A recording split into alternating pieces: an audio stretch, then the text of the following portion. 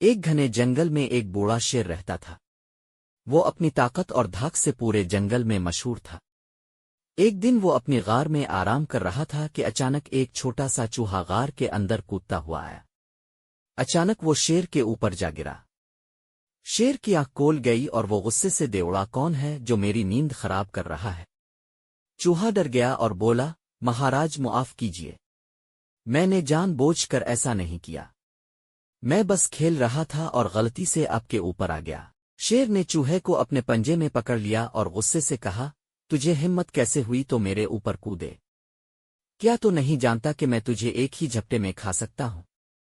چوہا کانپتے ہوئے بولا، مہاراج میں نے کوئی برا ارادہ نہیں کیا، اگر آپ مجھے معاف کر دیں تو میں آپ کی کسی بھی مشکل میں مدد کر سکتا ہوں۔ شیر ہنسنے لگا اور بولا، تم جیسے چھوٹے سے چوہے سے میری کیا مدد ہوگی؟ تم تو میرے دانت کے ایک کانٹے کے برابر بھی نہیں ہو۔ چوہے نے عاجزی سے کہا، مہاراج ہر کسی میں کچھ نہ کچھ خاصیت ہوتی ہے، ہو سکتا ہے ایک دن میں آپ کے کام آ جاؤں۔ شیر کو چوہے کی بات میں کچھ سچائی نظر آئی، اس نے چوہے کو چھوڑ دیا اور کہا، اچھا میں تمہیں معاف کرتا ہوں، لیکن اگلی بار سے ہوشیار رہنا۔ کچھ دن بعد شیر جنگل میں گھوم رہا تھا کہ اچانک وہ ایک شکاری کے جال میں پھنس گیا۔ جال مضبوط تھا اور شیر جتنی بھی کوشش کرتا وہ آزاد نہیں ہو پا رہا تھا۔ اس نے زور زور سے دیونا شروع کیا تاکہ کوئی اس کی مدد کو آئے۔ چوہے نے شیر کی دیوڑ سنی، وہ فوراً سمجھ گیا کہ شیر مشکل میں ہے۔ وہ تیزی سے جال کی طرف بھاگا۔ جب اس نے دیکھا کہ شیر جال میں پھنسا ہوا ہے تو وہ شیر کے قریب گیا اور بولا، مہاراج گھبرائیں نہیں، میں آپ کو آزاد کرتا ہوں۔ شیر نے حیرت سے کہا، تم میرے جیسے طاقتور شیر کو آزاد کرنے کا ارادہ رکھتے ہو؟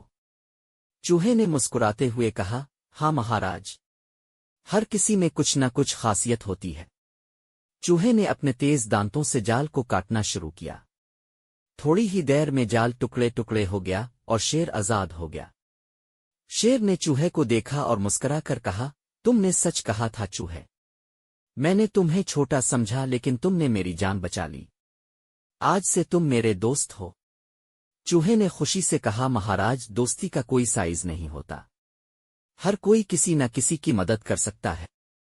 شیر نے سر ہلایا اور کہا، تم نے مجھے ایک بڑا سبق سکھایا ہے، کسی کو اس کے قد حجم کے حساب سے کم مت سمجھو۔ اس دن سے شیر اور چوہے کی دوستی ہو گئی اور وہ ہمیشہ ایک دوسرے کی مدد کرتے رہے۔ ہر کسی میں کچھ نہ کچھ خاصیت ہوتی ہے، کسی کو اس کے ظاہری شکل حجم کے حساب سے کم مت سمجھو۔ دوستی اور مدد کا کوئی سائز نہیں ہوتا۔